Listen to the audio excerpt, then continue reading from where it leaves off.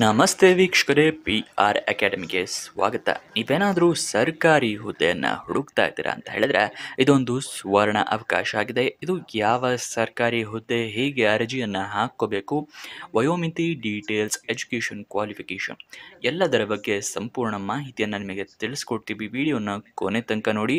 Video ಶುರು ಮಾಡೋಕ್ಕೂ ಮುಂಚೆ ಇನ್ನೂ ಈ ಚಾನಲ್ ಸಬ್ಸ್ಕ್ರೈಬ್ ಆಗಿಲ್ಲ ಅಂದರೆ ದಯವಿಟ್ಟು ಇವಾಗಲೇ ಸಬ್ಸ್ಕ್ರೈಬ್ ಆಗಿ. ಪ್ರತಿದಿನವೂ ಗೌರ್ಮೆಂಟ್ ಜಾಬ್ ಡೀಟೇಲ್ಸ್ನ ನಿಮಗೆ ತಿಳಿಸ್ಕೊಡ್ತೀವಿ. ಹಾಗೆ ಅದರ ಪಕ್ಕದಲ್ಲಿರೋ ಬೆಲ್ಲೈಕನ್ನ ಕೂಡ ಪ್ರೆಸ್ ಮಾಡಿ. ವಿಡಿಯೋ ಅಪ್ಲೋಡ್ ಆಗಿದ ತಕ್ಷಣ ನಿಮಗೆ ನೋಟಿಫಿಕೇಶನ್ ಬರುತ್ತೆ. ಇವಾಗ ವಿಡಿಯೋನ ಶುರು ಮಾಡೋಣ. BIS ಅಂತ ಹೇಳ್ತಾರೆ, ಅಂದರೆ ಬ್ಯೂರೋ ಆಫ್ ಇಂಡಿಯನ್ ಸ್ಟ್ಯಾಂಡರ್ಡ್. ಅಂದರೆ ಚಿನ್ನಕ್ಕೆಲ್ಲ ಹಾಲ್ ಮಾರ್ಕ್ ಇರುತ್ತೆ ಗೊತ್ತಾ. ಪ್ರತಿಯೊಂದು ಚಿನ್ನದ ಅಡ್ವರ್ಟೈಸ್ಮೆಂಟ್ನಲ್ಲೂ, ಜ್ಯುವೆಲ್ರಿ ಶಾಪಿನ ಅಡ್ವರ್ಟೈಸ್ಮೆಂಟ್ನಲ್ಲಿ ಹೇಳ್ತಾರೆ ನಮ್ಮದು BIS ಹಾಲ್ ಮಾರ್ಕ್ ಇಂದ ಸ್ಟ್ಯಾಂಡರ್ಡೈಸ್ ಆಗಿದೆ ಅಂತ ಹೇಳಿ. ಅದೇ ಇದು, ಅದು ಗೌರ್ನಮೆಂಟಿನ ಡಿಪಾರ್ಟ್ಮೆಂಟ್ ಆಗಿರುತ್ತೆ. ಅವರು ನಿಮ್ಮ ಚಿನ್ನದ ISI ಅಂದರೆ ಮಾರ್ಕ್ನ ಹಾಕಿ ಕೊಡ್ತಾರೆ. ಸೊ ಆ ಡಿಪಾರ್ಟ್ಮೆಂಟ್ನಲ್ಲಿ ಹುದ್ದೆಗಳು ಖಾಲಿ ಇದೆ. BIS ಡಿಪಾರ್ಟ್ಮೆಂಟ್ನಲ್ಲಿ 5 ಹುದ್ದೆ ಖಾಲಿ ಇದೆ. ಉದ್ಯೋಗ ಸ್ಥಳ ಕರ್ನಾಟಕ, ಆಂಧ್ರ ಪ್ರದೇಶ್, ತಮಿಳುನಾಡು ಮತ್ತು ಕೇರಳ. ಇದಿಷ್ಟು ಪ್ರದೇಶಗಳಲ್ಲಿ ಹುದ್ದೆ ಖಾಲಿ ಇದೆ. ಯಾವ ಹುದ್ದೆ ಅಂತ ನೋಡೋದಾದರೆ ಯಂಗ್ ಪ್ರೊಫೆಷನಲ್ಸ್ ಹುದ್ದೆ ಇದಾಗಿರುತ್ತೆ. ಇದಕ್ಕೆ ತಿಂಗಳಿಗೆ 70,000 ರೂಪಾಯಿಗಳ ತನಕ ಸ್ಯಾಲ್ರಿ ಇರುತ್ತೆ.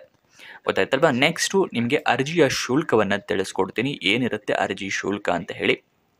ಅರ್ಜಿ ಶುಲ್ಕ ಯಾವುದೇ ಅರ್ಜಿ ಶುಲ್ಕ ಇರೋದಿಲ್ಲ. ಅಂದರೆ 0 ರೂಪೀಸ್ಗೆ ನೀವು ಅರ್ಜಿಯನ್ನು ಹಾಕ್ಕೊಳ್ಬೋದು. ಅಂದರೆ ಉಚಿತವಾಗಿ ಅರ್ಜಿಯನ್ನು ಹಾಕ್ಕೊಳ್ಬೋದು, ಈ ಜಾಬ್ನ ನಿಮ್ದಾಗಿಸ್ಕೊಳ್ಬೋದು. ಅದಕ್ಕೋಸ್ಕರ ಎಲ್ಲರೂ ಅರ್ಜಿಯನ್ನು ಹಾಕ್ಕೊಳ್ಳಿ, ಈ ಜಾಬ್ನ ನಿಮ್ದಾಗಿಸ್ಕೊಳ್ಳಿ. ನೆಕ್ಸ್ಟು ಸೆಲೆಕ್ಷನ್ ಪ್ರೋಸೆಸ್ ವಿವರನ ತಿಳ್ಕೊಳ್ಳೋದಾದರೆ ಪ್ರಾಕ್ಟಿಕಲ್ ಅಸೆಸ್ಮೆಂಟ್ ಇರುತ್ತೆ. ಅದಾದ ನಂತರ ರಿಟರ್ನ್ ಅಸೆಸ್ಮೆಂಟ್ ಅಂದರೆ ಲಿಖಿತ ಪರೀಕ್ಷೆ ಥರ ಇರುತ್ತೆ. ಅದಾದ ನಂತರ ನಿಮ್ಮ ಟೆಕ್ನಿಕಲ್ ನಾಲೆಡ್ಜ್ನ ಅಸೆಸ್ ಮಾಡ್ತಾರೆ. ನಿಮ್ಮ ಹೇಗೆ ಟೆಕ್ನಿಕಲ್ ನಾಲೆಡ್ಜ್ ಇದೆ ಅಂತ ಹೇಳಿ ಅಸೆಸ್ ಮಾಡಿ ಅದಕ್ಕೊಂದು ಅಸೆಸ್ಮೆಂಟ್ ಇರುತ್ತೆ. ಅದಾದ ನಂತರ ಇಂಟರ್ವ್ಯೂ ಇರುತ್ತೆ, ಅಂದರೆ ಸಂದರ್ಶನ. ಇದಿಷ್ಟು ಪಾಸ್ ಆದರೆ ನಿಮಗೆ ಜಾಬ್ ಸಿಗುತ್ತೆ. ಗೊತ್ತಾಯ್ತಲ್ವ ಏನೇನು ಸೆಲೆಕ್ಷನ್ ಪ್ರೋಸೆಸ್ಸು ಅಂತ ಹೇಳಿ. ನೆಕ್ಸ್ಟ್ ಅರ್ಜಿಯನ್ನು ಹೇಗೆ ಹಾಕ್ಕೊಳ್ಳೋದು ಅನ್ನೋದ್ರ ವಿವರ ತಿಳಿಸ್ಕೊಡ್ತೀನಿ. ಅದಕ್ಕಿಂತ ಮುಂಚೆ ದಯವಿಟ್ಟು ನಮ್ಮ ವಿಡಿಯೋನ ಲೈಕ್ ಮಾಡಿಲ್ಲ ಅಂತ ಹೇಳಿದ್ರೆ ಇವಾಗಲೇ ಈ ವಿಡಿಯೋನ ಲೈಕ್ ಮಾಡಿ. ನೀವು ಲೈಕ್ ಮಾಡಿದಾಗ ಇನ್ನೂ ಹಲವಾರು ಜನರಿಗೆ ಈ ವಿಡಿಯೋ ತಲುಪುತ್ತೆ. ಆವಾಗ ನಮಗೂ ಕೂಡ ಒಂದು ವಿಡಿಯೋ ಮಾಡೋದಕ್ಕೆ ಪ್ರೋತ್ಸಾಹ ಸಿಗುತ್ತೆ ನಿಮ್ಮ ಲೈಕ್ ನೋಡಿದಾಗ. ಅದಕ್ಕೋಸ್ಕರ ದಯವಿಟ್ಟು ಲೈಕ್ ಮಾಡೋದು ಮರಿಬೇಡಿ. ಮತ್ತು ಹಲವಾರು ಜನ ವೀಕ್ಷಕರಿಗೆ ಗೊತ್ತಿದ್ದವರು ಒಂದೂವರೆ ನಿಮಿಷ ಮುಂದೆ ಸ್ಕಿಪ್ ಮಾಡ್ಕೋಬೋದು. ಏನು ಅಂತ ಹೇಳಿದ್ರೆ prgovernmentjobs.com ಅಂತ ಹೇಳಿ ನಾವು ನಿಮಗೋಸ್ಕರ ವೆಬ್ಸೈಟ್ನ ಕ್ರಿಯೇಟ್ ಮಾಡಿದ್ವಿ. ಏನಕ್ಕೆ ವೆಬ್ಸೈಟ್ನ ಕ್ರಿಯೇಟ್ ಮಾಡಿದ್ವಿ ಅಂತ ಹೇಳಿದ್ರೆ ಯೂಟ್ಯೂಬ್ನಲ್ಲಿ 2ರಿಂದ 3 ಜಾಬ್ ಡೀಟೇಲ್ಸ್ ತಿಳಿಸ್ಕೊಡ್ಬೋದು. ಅದೇ ವೆಬ್ಸೈಟ್ ಕ್ರಿಯೇಟ್ ಮಾಡಿದ್ರೆ ಹಲವಾರು ಜಾಬ್ ಡೀಟೇಲ್ಸ್ ಪ್ರತಿದಿನ ತಿಳಿಸ್ಕೊಡ್ಬೋದು ಅಂತ ಹೇಳಿ ವೆಬ್ಸೈಟ್ನ ಕ್ರಿಯೇಟ್ ಮಾಡಿದ್ವಿ. ಇದರ ಲಿಂಕು ನಿಮಗೆ ಡಿಸ್ಕ್ರಿಪ್ಷನು ಮತ್ತು ಕಮೆಂಟ್ ಬಾಕ್ಸ್ ಎರಡೂ ಕಡೆ ಕೊಟ್ಟಿರ್ತೀವಿ. ಇದರ ವೆಬ್ಸೈಟ್ನ ಲಿಂಕ್ನ ಹೇಳ್ತೀನಿ ಬೇಕು ಅಂತ ಹೇಳಿದ್ರೆ prgovtjobs.com ಅಂತ ಹೇಳಿ ಇದು ವೆಬ್ಸೈಟ್ನ ಅಡ್ರೆಸ್ ಆಗಿರುತ್ತೆ. ಇದರಲ್ಲಿ ಹಲವಾರು ರೀತಿಯ ಜಾಬ್ಸ್ ಇರುತ್ತೆ. ಅಂದರೆ Karnataka government jobs, central government jobs, 10th pass jobs, 12th pass ಮತ್ತು ಡಿಗ್ರಿ ಜಾಬ್ಸ್, ಈ ಥರ ಹಲವಾರು ಜಾಬ್ಸ್ಗಳು ಪ್ರತಿದಿನ ಅಪ್ಲೋಡ್ ಆಗುತ್ತೆ. ಈ ಸ್ಕ್ರೋಲ್ ಡೌನ್ ಮಾಡಿದ್ರೆ ಇಲ್ಲಿ ಕನ್ನಡದಲ್ಲೂ ಕೂಡ ಬಟನ್ಸ್ನ ಕೊಟ್ಟಿದ್ದೀವಿ. ಇಲ್ಲಿಂದ ಕೂಡ ಕ್ಲಿಕ್ ಮಾಡಿ ನೀವು ಜಾಬ್ ಡೀಟೇಲ್ಸ್ನ ತಿಳ್ಕೊಬೋದು. ಇಲ್ಲಾಂದರೆ ಸ್ಕ್ರೋಲ್ ಡೌನ್ ಮಾಡಿದ್ರೆ ಕರ್ನಾಟಕ ಗೌರ್ಮೆಂಟ್ ಜಾಬ್ಸು ಮತ್ತು ಸೆಂಟ್ರಲ್ ಗೌರ್ಮೆಂಟ್ ಜಾಬ್ಸು ಮತ್ತು 10th ಪಾಸ್ ಈ ಥರ ಹಲವಾರು ಜಾಬ್ಸ್ ಡೀಟೇಲ್ಸ್ ಇದೆ. ಮೋರ್ ಜಾಬ್ಸ್ ಅಂತಿದೆಯಲ್ಲ, ಇದನ್ನು ಕ್ಲಿಕ್ ಮಾಡಿದ್ರೆ ಇನ್ನೂ ಹಲವಾರು ಜಾಬ್ಸ್ಗಳು ಓಪನ್ ಆಗುತ್ತೆ. ಅದನ್ನು ಸದುಪಯೋಗ ಪಡಿಸ್ಕೊಳ್ಳಿ. ಕಮೆಂಟ್ ಬಾಕ್ಸ್ನಿಂದ ಕ್ಲಿಕ್ ಮಾಡ್ಕೊಂಡು ನೆಕ್ಸ್ಟ್ ಈ ವೆಬ್ಸೈಟ್ನಲ್ಲಿ ಜಾಬ್ ಡೀಟೇಲ್ಸ್ ಏನೋ ಅಪ್ಲೋಡ್ ಆಗುತ್ತೆ ಅಂತ ಹೇಳಿದ್ರಿ ಪ್ರತಿದಿನ. ಆದರೆ ಪ್ರತಿದಿನ ಅಪ್ಲೋಡ್ ಆಗಿದ ತಕ್ಷಣ ನಿಮಗೆ ಹೇಗೆ ಗೊತ್ತಾಗುತ್ತೆ ಅಂತ ಡೌಟ್ ಇದೆ ಅಲ್ವಾ. ಅದಕ್ಕೋಸ್ಕರ ನಾವೇನು ಮಾಡಿದ್ದೀವಿ ಅಂತ ಹೇಳಿದ್ರೆ ವಾಟ್ಸಪ್ ಮತ್ತು ಟೆಲಿಗ್ರಾಮ್ ಚಾನಲ್ನ ಸ್ಟಾರ್ಟ್ ಮಾಡಿದ್ದೀವಿ. ಈ ವಾಟ್ಸಪ್ ಮತ್ತು ಟೆಲಿಗ್ರಾಮ್ನಲ್ಲಿ ನಿಮಗೆ ಪ್ರತಿದಿನ ಲಿಂಕ್ನ ಪ್ರೊವೈಡ್ ಮಾಡ್ತೀವಿ. ಈ ವಾಟ್ಸಪ್ ಮತ್ತು ಟೆಲಿಗ್ರಾಮ್ ಲಿಂಕು ನಿಮಗೆ ಡಿಸ್ಕ್ರಿಪ್ಷನಲ್ಲೇ ಕೊಟ್ಟಿದ್ದೀನಿ. ಅಲ್ಲಿಂದ ಕ್ಲಿಕ್ ಮಾಡಿ ನೀವು ವಾಟ್ಸಪ್ ಟೆಲಿಗ್ರಾಮ್ನ ಫಾಲೋ ಮಾಡ್ಕೋಬೋದು. ಇಲ್ಲ ಅಂತ ಹೇಳಿದ್ರೆ ಈ ವೆಬ್ಸೈಟ್ನಲ್ಲೇ ಈ ರೀತಿ 2 ಬಟನ್ ಕೊಟ್ಟಿದ್ದೀವಿ, ವಾಟ್ಸಪ್ ಮತ್ತು ಟೆಲಿಗ್ರಾಮ್ ಅಂತ ಹೇಳಿ. ಈ ಬಟನ್ನ ಕ್ಲಿಕ್ ಮಾಡಿ ಕೂಡ ನೀವು ನಮ್ಮ ಚಾನಲ್ಸ್ನ ಜಾಯ್ನ್ ಆಗ್ಬೋದು. ಅಲ್ಲಿ ನಿಮಗೆ ಪ್ರತಿದಿನ ಈ ವೆಬ್ಸೈಟ್ನಲ್ಲಿ ಜಾಬ್ ಅಪ್ಲೋಡ್ ಆಗಿದ ತಕ್ಷಣ ನಿಮಗೆ ವಾಟ್ಸಪ್ ಮತ್ತು ಟೆಲಿಗ್ರಾಮ್ನಲ್ಲಿ ಲಿಂಕ್ನ ಪ್ರೊವೈಡ್ ಮಾಡ್ತೀವಿ. ಯಾವ್ಯಾವ ಜಾಬ್ ಡೀಟೇಲ್ಸ್ ಅಪ್ಲೋಡ್ ಆಗಿದೆ ಅಂತ ಹೇಳಿ ಲಿಂಕ್ ಕೊಡ್ತೀವಿ. ಹಾಗೆ ಯಾವ್ಯಾವ ಜಾಬ್ ಡೀಟೇಲ್ಸ್ ಕೊನೆಗೊಳ್ತಾ ಇದೆ ಅಂತ ಹೇಳಿ ಲಿಂಕ್ನ ಕೊಡ್ತೀವಿ. ಯಾಕಂದರೆ ನಿಮಗೆ ಹಲವಾರು ಸಲ ವೀಡಿಯೋನ ನೋಡಿರ್ತೀರ, ಆದರೆ ಅಪ್ಲಿಕೇಶನ್ ಹಾಕೋದು ಮಿಸ್ ಮಾಡಿರ್ತೀರ. ನಾಳೆ ಹಾಕೋಣ, ನಾಡೋದು ಹಾಕೋಣ ಅಂತ ಹೇಳ್ಬಿಟ್ಟು. ಅದಕ್ಕೋಸ್ಕರ ಕೊನೆಯ ದಿನಾಂಕದಂದು ನಿಮಗೆ ಯಾವ್ಯಾವ ಜಾಬ್ ಡೀಟೇಲ್ಸ್ ಕೊನೆಗೊಳ್ತಾ ಇದೆ ಅಂತ ಹೇಳಿ ಅದರ ಡೇಟ್ನ ಸಮೇತ ಮೆನ್ಷನ್ ಮಾಡಿ, ಯಾವ ಜಾಬ್ ಅಂತ ಹೇಳಿ ಅದರ ಹೆಸರು ಕೂಡ ಮೆನ್ಷನ್ ಮಾಡಿ ಲಿಂಕ್ನ ಪ್ರೊವೈಡ್ ಮಾಡ್ತೀವಿ. ನಿಮಗೆ ಹೆಲ್ಪ್ ಆಗುತ್ತೆ. ಅದಕ್ಕೋಸ್ಕರ ನಿಮ್ಮ ವಾಟ್ಸಪ್ ಮತ್ತು ಟೆಲಿಗ್ರಾಮ್ ಚಾನಲ್ನ ಫಾಲೋ ಮಾಡೋದು ಮರಿಬೇಡಿ. ಇವಾಗ ಜಾಬ್ ಡೀಟೇಲ್ಸ್ನ ಮುಂದುವರ್ಸೋಣ. ಅರ್ಜಿಯನ್ನು ಹೇಗೆ ಹಾಕ್ಕೋಬೇಕು ಅಂತ ಹೇಳಿದ್ರೆ, ನೀವು ಆನ್ಲೈನ್ ಮುಖಾಂತರ ಅರ್ಜಿಯನ್ನು ಹಾಕ್ಕೋಬೇಕು. ಆನ್ಲೈನ್ ಮುಖಾಂತರ ಅರ್ಜಿಯ ಲಿಂಕ್ನ ಕೂಡ ಕೊಡ್ತೀವಿ.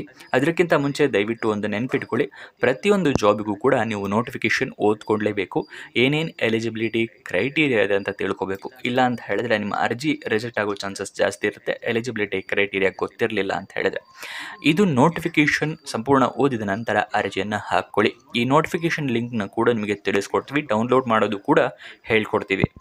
ನೆಕ್ಸ್ಟು, ಆನ್ಲೈನ್ ಅರ್ಜಿಯಲ್ಲಿ ಇಮೇಲ್ ಐ ಡಿ, ಮೊಬೈಲ್ ನಂಬರ್ನ ಕರೆಕ್ಟಾಗಿ ಮೆನ್ಷನ್ ಮಾಡಬೇಕು ನೀವು. ಏನಕ್ಕೆ ಅಂತ ಹೇಳಿದ್ರೆ, ನಿಮಗೇನಾದರೂ ಜಾಬ್ ಸಿಕ್ಕರೆ ಅವರು ತಿಳಿಸ್ಬೇಕಲ್ವಾ, ಅಂದರೆ SMS ಮುಖಾಂತರ ತಿಳಿಸ್ಬೋದು ಅಥವಾ ಇಮೇಲ್ ಮುಖಾಂತರ ತಿಳಿಸ್ಬೋದು. ಈ ಥರ ತಿಳಿಸೋದಕ್ಕೆ ನಿಮ್ಮ mobile number, email I D ಅತಿ ಮುಖ್ಯವಾಗಿರುತ್ತೆ. ಅದನ್ನು ಕರೆಕ್ಟಾಗಿ ಮೆನ್ಷನ್ ಮಾಡಿ. ನೆಕ್ಸ್ಟ್, ಯಾವ್ಯಾವ ಡಾಕ್ಯುಮೆಂಟ್ ಬೇಕು ಅಂತ ಹೇಳಿ ತಿಳಿಸ್ಕೊಡ್ತಾ ಇದ್ದೀನಿ. ID ಪ್ರೂಫ್ ಬೇಕಾಗುತ್ತೆ, ಏಜ್ ಪ್ರೂಫ್ ಬೇಕಾಗುತ್ತೆ.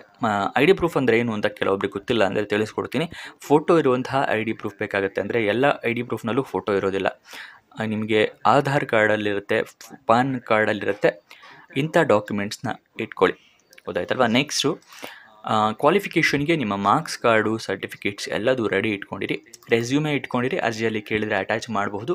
ಇಲ್ಲ ಅಂತ ಹೇಳಿದ್ರೆ ಬೇರೆ ಯಾವುದೇ ಜಾಬಿಗೆ ಅರ್ಜಿನ ಹಾಕಬೇಕು ಅಂದರೂ ರೆಸ್ಯೂಮ್ ಅತಿ ಮುಖ್ಯ ಆಗಿರುತ್ತೆ, ಅದನ್ನು ರೆಡಿ ಮಾಡಿ ಇಟ್ಕೊಂಡಿರಿ. ಎಕ್ಸ್ಪೀರಿಯನ್ಸ್ ಏನಾದರೂ ನಿಮಗಿದೆಯಾ, ಅದನ್ನು ರೆಡಿ ಮಾಡಿ ಇಟ್ಕೊಂಡಿರಿ. ಅದು ಕೂಡ ಹೆಲ್ಪ್ ಆಗುತ್ತೆ ನಿಮಗೇನಾದರೂ ಜಾಬ್ ರಿಲೇಟೆಡ್ ಎಕ್ಸ್ಪೀರಿಯನ್ಸ್ ಇದ್ದರೆ.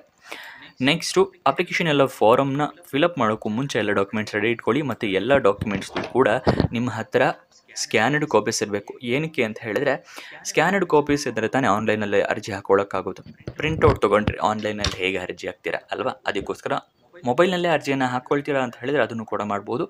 ಆ ಥರ ಮಾಡೋ ಹಾಗಿದ್ರೆ ಎಲ್ಲ ಡಾಕ್ಯುಮೆಂಟ್ಸನ್ನು ಫೋಟೋ ತೊಗೊಂಡು ಇಟ್ಕೊಳ್ಳಿ ಮೊಬೈಲ್ನಲ್ಲಿ. ಆದರೆ ಎಲ್ಲ ಡಾಕ್ಯುಮೆಂಟ್ಸು ಕ್ಲೀನಾಗಿ ಕಾಣೋ ಥರ ಫೋಟೋ ತೊಗೊಂಡಿಟ್ಕೊಳ್ಳಿ. ಇಲ್ಲ ಅಂತ ಹೇಳಿದ್ರೆ ಅರ್ಜಿ ರಿಜೆಕ್ಟ್ ಆಗುತ್ತೆ, ಡಾಕ್ಯುಮೆಂಟ್ ಕ್ಲಿಯರ್ ಇಲ್ಲ ಅಂತ ಹೇಳಿದ್ರೆ. ನೆಕ್ಸ್ಟ್, ನಿಮ್ಮ ರೀಸೆಂಟ್ ಪಾಸ್ಪೋರ್ಟ್ ಸೈಜ್ ಫೋಟೋಗ್ರಾಫ್ ಬೇಕಾಗುತ್ತೆ.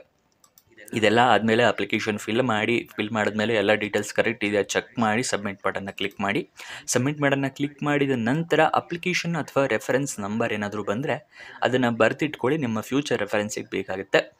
ನೆಕ್ಸ್ಟ್, ಆನ್ಲೈನ್ ಅರ್ಜಿ ಓಪನ್ ಆಗಿದ್ದ ದಿನಾಂಕ 13 ಆಗಸ್ಟ್ 2025, ಕೊನೆಯ ದಿನಾಂಕ 5 ಸೆಪ್ಟೆಂಬರ್ 2025 ತನಕ ಕೊನೆಯ ದಿನಾಂಕ ಇದೆ. ಆದಷ್ಟು ಬೇಗ ಅರ್ಜಿಯನ್ನು ಹಾಕ್ಕೊಳ್ಳಿ.